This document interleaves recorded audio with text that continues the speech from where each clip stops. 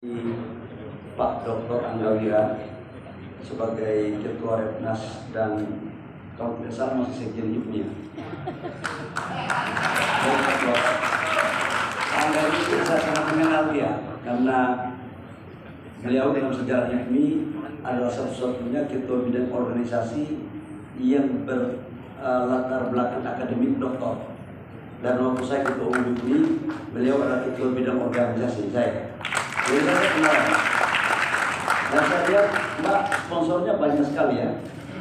Jadi juga akan akselerasi dari kreativitas Repnas yang luar biasa. Teman-teman Repnas dari Sekjen, Bendung dan seluruh pengurus baik di provinsi maupun pusat yang saya hormati, para undangan semua, ada Pak Andi Rukman, Ketua Kapensi, Pak Datu, teman saya, Alex Datu, Pak Satya, dan Bapak Ibu semua yang saya mohon maaf tidak sebut satu persatu. Anggota-anggota DPR ya, ada Pak Jona, luar biasa sekali. Terus Superman, ternyata ada Hipmi juga. Apa Ultraman? Ternyata banyak juga anggota DPR RI dari Hipmi ini ya. Saya takutkan menuju fraksi sendiri nanti. Bapak Ibu semua, saya sedikit mengulas saja tentang Repnas. Repnas ini kita dirikan di tahun 2018. Di saat itu saya masih ketua umum ini dan saya harus mendukung Pak Jokowi dan Pak Kiai Maruf Amin untuk menjadi presiden dan wakil presiden. Karena HIPMI itu sifatnya independen, tidak boleh berpolitik, maka saya tahu diri untuk tidak masuk untuk membawa HIPMI dalam politik. Saya kemudian dengan teman-teman membentuk yang namanya Repnas, Relawan Pengusaha Internasional, untuk mendukung Pak Presiden Jokowi sama Kiai Maruf Amin. Karena di HIPMI itu ada juga yang dukung Pak Sandi dulunya. Jadi kita menghargai perbedaan itu. Dan HIPMI itu dinamis, cair, dan tidak pernah kita bawa dalam politik. Saya di waktu berjalan, kemudian Pak Angga ini menggantikan posisi Pak Eka sebagai Ketua Repnas. Jadi ya ibarat kata Pak, kalau Repnas ini pencetus, kalau di itu ada pencetus, penggagas, dan ketua pertama ya Pak Angga ya. Kalau saya di Repnas pencetus dan penggagas lah kira-kira begitu. Dan saya senang sekali Repnas begitu luar biasa jaringannya, dan sejak memang waktu proses 2019 memang generasi muda menjadi basis sasaran. Dan 2024 saya melihat peran Repnas dalam melakukan akselerasi politik untuk mendapatkan dukungan dari generasi muda yang 51% itu cukup signifikan. Makanya kita unggul untuk generasi muda itu di atas rata-rata dari pasangan calon yang lain. Dan salah satu kontribusinya adalah peran aktif dari Repnas dan cara-cara kerja Repnas yang luar biasa. Aku persoalan udah dapat jabatan atau belum ini 19 tahun. Tapi nah, yang penting Repnas itu kan bukan jabatannya, isinya yang penting kan. Nah, Bapak Ibu semua, saya disuruh untuk berbicara sampai forum itu datang enggak apa yang saya mau bicara. Ternyata bicara tentang apa sih yang harus dilakukan pemerintah ke depan sebagai besi pertumbuhan untuk mencapai 8%. Nah, karena itu kita tahu semua bahwa kondisi ekonomi global ini kan sekarang masih dalam kondisi yang tidak menentu. Perang masih terus berlangsung, dan kalau kita mau flashback ke belakang, ini terjadi akumulasi dari perang dagang antara China dan Amerika, kemudian COVID-19, kemudian belum selesai COVID sudah perang antara Ukraina dan Rusia, dan sekarang menyebar di Timur Tengah. Ini akumulasi dari beberapa negara di Eropa itu terjadi resesi. 90 negara yang di data IMF itu terjadi resesi. Nah, tapi kita tetap masih bersyukur bahwa pertumbuhan ekonomi kita masih jauh lebih baik, di atas 5%, yang inflasi terjaga di bawah 3%. Ini sebenarnya kekuatan kita. Ini dasar kita untuk menuju ke sana. Nah, untuk menuju ke sana, salah satu program Pak Prabowo ke depan itu adalah kedaulatan energi. Ada dua sebenarnya, minimal dua. Ada kedaulatan pangan dan kedaulatan energi. Nah, karena saya sekarang ditugaskan oleh Pak Jokowi untuk menjadi Menteri SDM, saya berbicara pada konteks energi. Bapak Ibu semua, kita tahu bahwa 30 tahun kemarin tepatnya waktu tahun 1997, saya pikir Pak Satya waktu masih muda, sangat hafal sekali bahwa lifting minyak kita itu 1.600.000 barel per day. Dengan kontribusi kepada negara, pendapatan negara itu sekitar 40-50%. Kemudian pasca reformasi terjadi incline yang tidak bisa kita atasi secara baik. 2008 itu ada perbaikan menjadi 800-900 ribu barel per day karena ada penambahan di Menyuri. Nah kemudian turun terus, ini terjadi incline terus. Nah sekarang kita produksi minyak kita itu tinggal 16 ribu barel per day. Dan konsumsi kita itu 1.600.000 barel per day. Jadi kita impor kurang lebih sekitar 900.000 barel sampai 1 juta. Jadi apa yang terjadi di tahun 1997 kita ekspor, sekarang berbalik, kita impor dengan jumlah yang sama. Ini kira-kira masalah negara ini. Jadi Bapak Ibu semua, kalau tidak kita mampu mengatasi lifting, maka jangan pernah bermimpi kita ini akan menuju kepada kedaulatan energi. Kemudian apa yang harus dilakukan? Sekarang kan apa yang harus dilakukan? Ini masalah, apa harus dilakukan? Yang pertama kita harus lakukan adalah kita harus mengoptimalkan sumur-sumur kita, baik yang ada maupun yang idle, untuk bisa meningkatkan lifting kita. Karena kalau tidak ada gerakan apa-apa, itu turun kita sekitar 7-15% per tahun. Maka saya membuat keputusan adalah pertama, dari total lifting kita 600.000 barel per day, itu Pertamina 65%, sekitar 400.000, 25%-nya itu ExxonMobil Jepang. Maka saya tanya kepada Exxon, apa yang membuat kamu punya target 100.000 menjadi 150.000 barel per day? Jadi dia bisa melakukan lompatan. Ternyata ada intervensi teknologi. Salah satu teknologi yang dipakai itulah EOR. Dan ini kita lagi kembangkan Pertamina untuk membangun di wilayah Rokan di Sumatera. Mau tidak mau seperti itu. Yang kedua adalah sumur air kita. Total sumur kita itu ada 44.900 sumur di Republik ini. Kayak Bapak Ibu semua ini. Nah yang aktif itu hanya 16.000 lebih. 16.600 itu ideal. Setelah di breakdown lagi, ada kurang lebih sekitar 5.000 sumur yang bisa kita optimalkan. Nah ini yang kita kejar. Di samping itu memang kita harus melakukan apa yang disebut dengan eksplorasi. Nah eksplorasi itu sudah lebih banyak di wilayah-wilayah timur. Dan ini costnya tinggi sekali dan butuh waktu cepat. Maka kita ke depan akan memangkas berbagai regulasi yang menghambat proses akselerasi daripada eksplorasi. Dari 320 izin sekarang tinggal 120 izin, kita akan pangkas lagi. Kita perpendek dengan waktu yang tepat supaya apa? Investor bisa masuk. Kalau tidak ada tawaran yang lebih kompetitif dibandingkan dengan negara lain dan negara kita, bagaimana investor bisa masuk? Jadi cara-cara lama kita harus ubah. Nah, ruang-ruang ini Pak Angga, silakan Reptas memainkan peran. Saya sudah minta kepada SKK Migas, sumur-sumur yang tidak bisa lagi jalan diserahkan kepada negara. Kita suruh kerjasamakan, kalau katakanlah dipegang oleh K3S, oleh Pertamina atau yang lain, kalau nggak jalan kita minta segera kerjasamakan dengan usaha swasta, baik dalam negeri maupun luar negeri. Karena bagi negara penting BUMN itu menjadi prioritas. Tetapi bagi negara ketika kita menggantungkan harapan kepada BUMN dan lifting kita turun, itu kita tekor terus. Setiap tahun kita itu menghabiskan devisa kita 500 triliun. Makanya nilai tukar dolar kita terhadap rupiah agak sedikit maju mundur karena memang hukum permintaan berwarna terlihat terhadap dolar. Bayangkan salah satu sumber kebutuhan dolar terbesar itu adalah kita untuk membeli energi. Itu satu. Nah di samping itu kita akan tingkatkan menjadi B50, B60. Program Pak Prabowo itu B50, B60 sekarang kita lagi menghitung. Karena sekarang B40 sudah selesai di uji coba. Nah kalau ini mampu kita lakukan, kemudian kita geser sebagian untuk menuju kepada energi baru terbarukan dengan mengoptimalkan mobil-mobil listrik dan motor listrik. Motor kita tahu berapa? 120 juta. Motor Honda ini kita 120 juta dari Republik ini. Makanya dari total pemakaian minyak kita 49% itu di sektor transportasi, 49%, dan 30% di sektor industri. Jadi maka caranya bagaimana untuk kita menuju kepada kedaulatan energi? Menaikkan lifting dengan 3 pola. Sumur yang idle kita harus aktifkan, sumur yang berjalan, kita harus intervensi dengan teknologi agar meningkatkan kapasitas. Yang berikut adalah bagaimana kita mempercepat eksplorasi.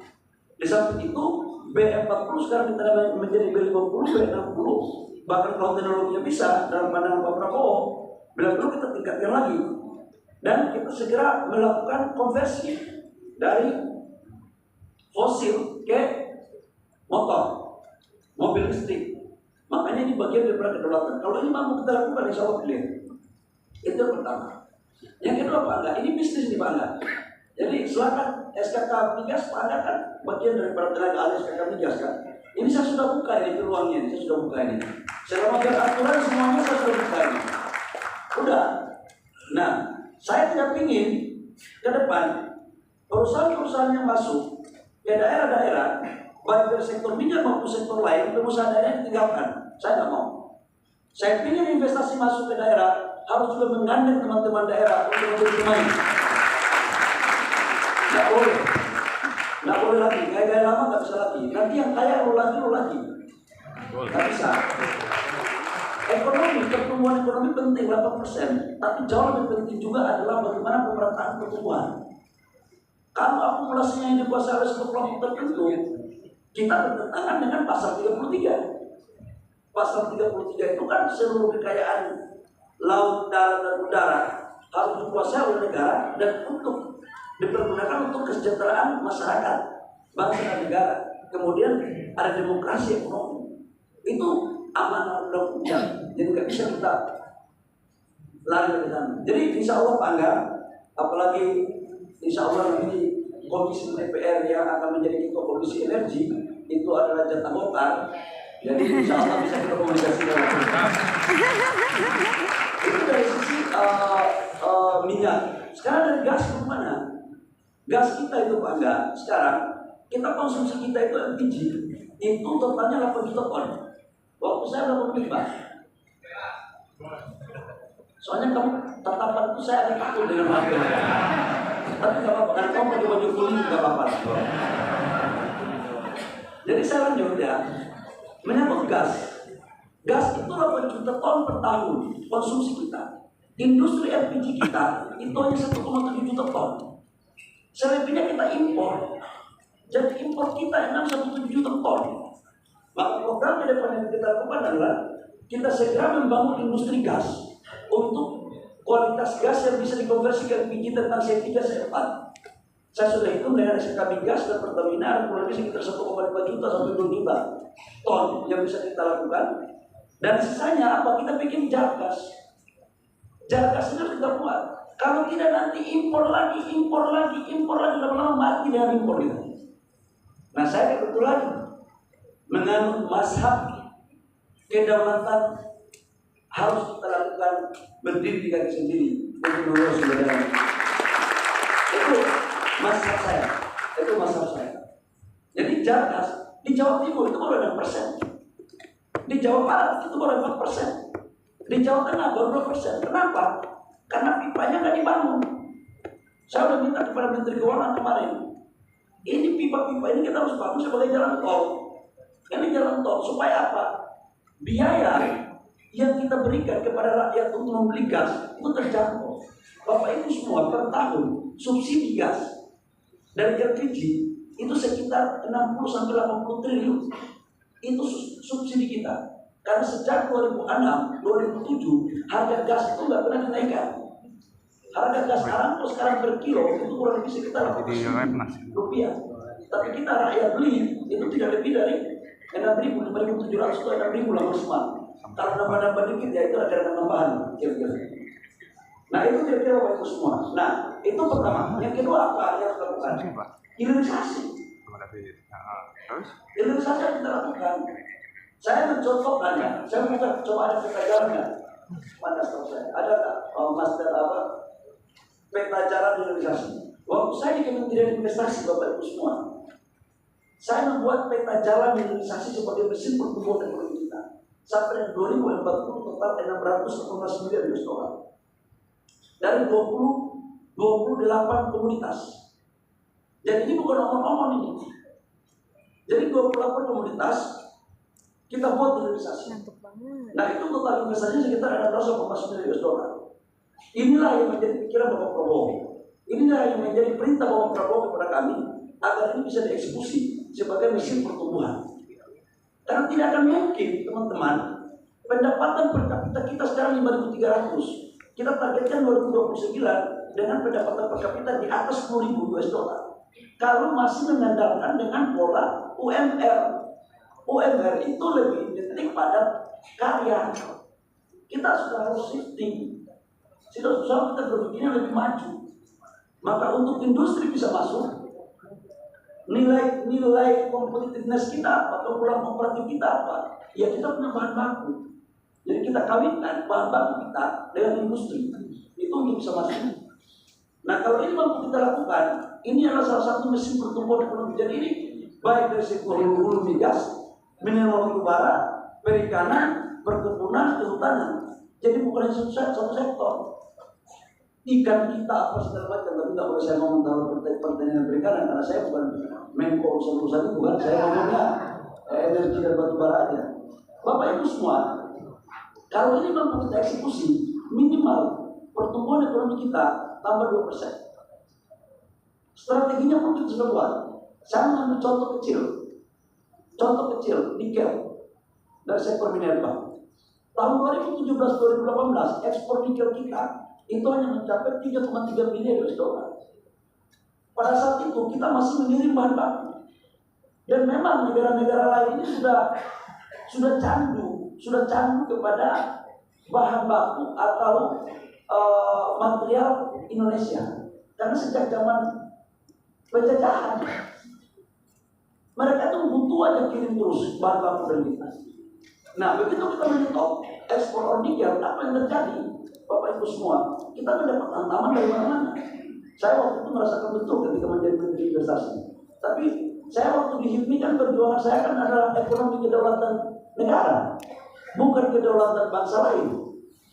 Karena itu spirit kita waktu di HIPMI, dan saya yakin semua dalam ruangan ini adalah ada irisan dari HIPMI, dan kecuali kohor yang teman-temannya Pak Angga. Tapi sesungguhnya kalau bicara tentang organisasi yang menuju kepada kedaulatan itu, ya HIPMI lah yang pakai. Itu menurut saya. Dan kalau itu bisa mengatakan yang lain, itu demokrasi kan bisa begitu saja. Nah, apa yang terjadi? 2017-2018 3,3 miliar dolar.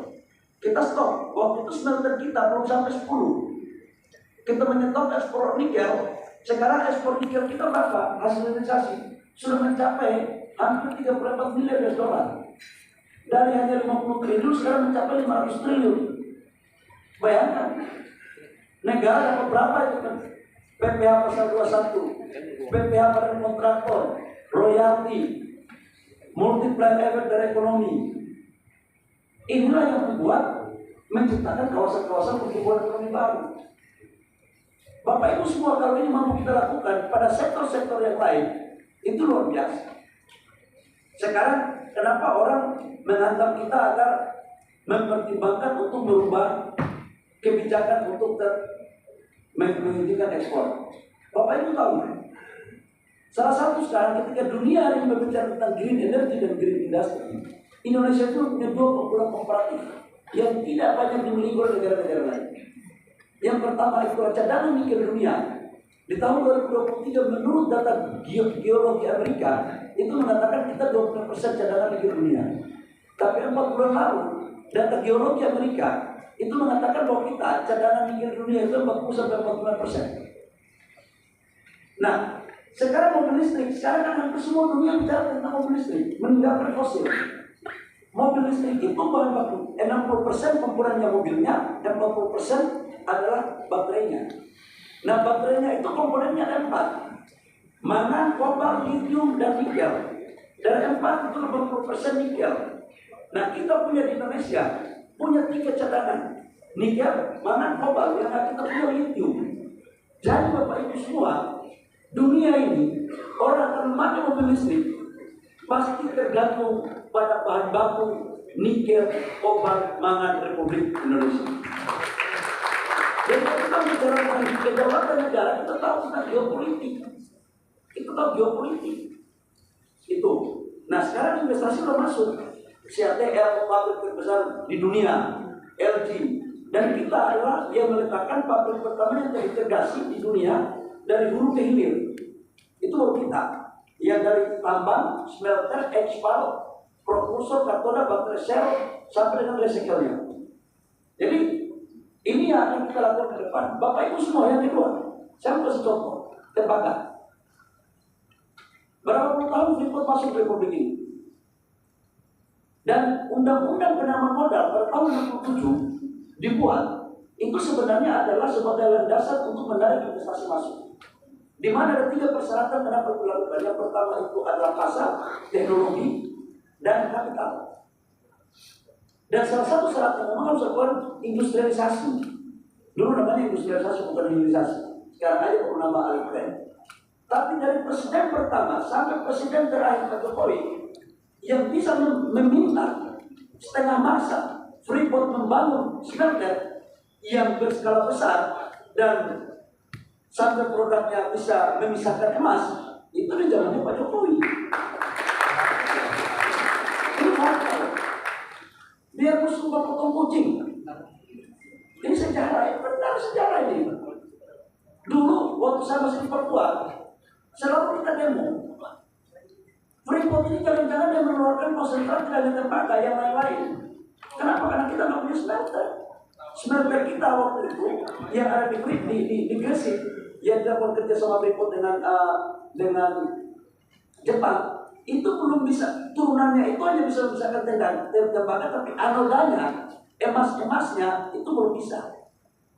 Nah sekarang Bapak Ibu semua, tahun 2021 kita meminta, waktu saya masih di investasi, saya meminta dengan Menteri SDM agar tidak ada alasan untuk Freeport tidak membangun smelter. Totalnya 3 miliar US dollar investasinya, dan sekarang sudah diresmikan, dan itulah pabrik terbesar di dunia single line untuk tembaga. Jadi ini leadership, bukan omong-omong ini bukan omong-omong. Coba kasih keluar slide industri tembaga. Jadi Bapak Ibu semua sekarang, semua konsentrat kita, baik aman maupun di Freeport, sudah harus diolah. Nah itu. Jadi kita ini peta jalannya sudah ada. Tinggal mau atau tidak. Dulu itu belum ada untuk mengeluarkan emas tembakan yang 99% murni. Masih dikirim lagi ke luar negeri. Dikirim ke Filipina, dikirim ke Thailand, kemana-mana. Makanya kita nggak pernah mendeteksi berapa emas kita. Nah sekarang Bapak Ibu semua, dari 3 juta konsentrat tembaga yang dibuat dari Freeport ke Gresik, itu menghasilkan 60 ton emas, kurang lebih 900.000 anoda tembaga dan turunan lain-lainnya. Di Newmont yang sekarang aman, itu konsentratnya 900.000 menghasilkan 220.000 tembaga dan 18 ton emas. Jadi dari 2 industri jaga, kita sudah mempunyai 78 ton emas per tahun. Kalau tidak ada organisasi, bagaimana kita bisa tahu barang ini? Inilah yang selama ini bangsa kita sudah menjadi candu bagi negara lain untuk mengambil barang kita. Nah, ke depan, insya Allah, cara-cara lama ini tidak akan kita pakai lagi. Kita pilih, ente punya teknologi, ente punya kapital, ente punya pasar, kami punya bahan baku. Jadi kalau mau kita kolaborasi, bawa teknologi di sini, bangun industri di sini, regulasi kita buat yang baik. Supaya apa? Ada penciptaan kawasan pertumbuhan yang lebih baru. Lihatlah, pintar-pintar baca angin. Ini maksudnya, lihat, mainnya di sini bukan lagi main APBD, bukan namanya lagi bos, bukan namanya lagi. Ya dulu kalau memulai pertama nggak apa-apa, nggak salah juga ya sudah ukuran. Tapi sekarang hari baru berbagai macam. Nggak sebaik dulu. Saya kasih tahu kalian ya. Saya ini kan pernah melakukan semuanya. Itu loh. Udah main barang ini. Jadi Lemnas itu jangan berpikir seperti dosen. Nggak boleh. Kalau dosen kalian lama dapat kantaunya. Berpikir harus penciuman kalian itu mana yang kantaunya, cuannya ada di mana. Itu loh. Kalau saya disuruh sebagai pengusaha, mendingan berkawan sama pejabat daripada jadi pejabat. Karena kalau jadi pejabat ya, itu nggak bisa bikin apa. Aturan macam-macam. Masuk kamar mandi saja nggak bisa. Apalagi membuat gerakan tambahan, nggak bisa. Tapi kalau mau jadi temannya pejabat, itu gampang sekali kan. Yang penting sesuai aturan. Aturan ditegakkan, kerja profesional. Ini yang bisa diperhatikan. Bapak itu semua, saya pikir karena waktu saya sudah habis, saya harus rapat lagi Pak enggak. Saya sudah memenuhi kewajiban saya sebagai ketua dewan apa enggak? Pembina, Bernas. Kalau saya cuma tadi sudah berubah di Badan Bernas. Memang waktu terpilih itu Polda itu lupa jabatan enggak?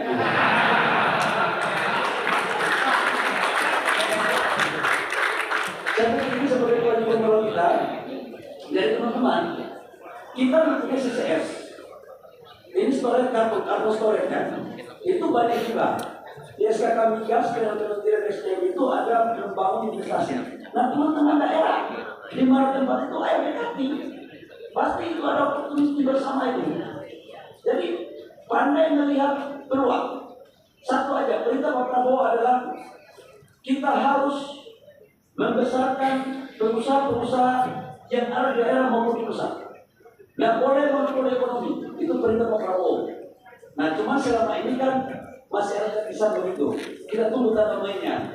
Insya Allah kalau menteri-menterinya bagus-bagus, yang punya hati untuk berpublik dan untuk rakyat, saya yakin ke depan Indonesia akan jauh lebih baik. Itu. Tapi pilih saya sih, insya Allah teman-teman yang anggap ini. Baik, demikian yang saya perlu sampaikan pada hari ini. Kurang lebihnya mohon maaf. Terima kasih Pak Angga, Reknas, maju terus, pejuang pengusaha pejuang, yakin usaha sampai. Kapan sampainya soalnya itu yakin dulu. Mau sampainya 3 tahun lagi, 5 tahun, 10 tahun itu yakin dulu. Kalau kalian nggak yakin kepada diri kalian, terus siapa yang yakin kepada kalian? Itu. Tapi kebaikan, jangan untuk yang tidak baik. Terima kasih wabillahi taufiq wal hidayah. Obrol Ali, Rektor ITB, selamat datang. Ini dosen biologi saya dan biologi terbuka di UIN. Oh ya, dan silakan langsung ya. Baik, saya terakhiri.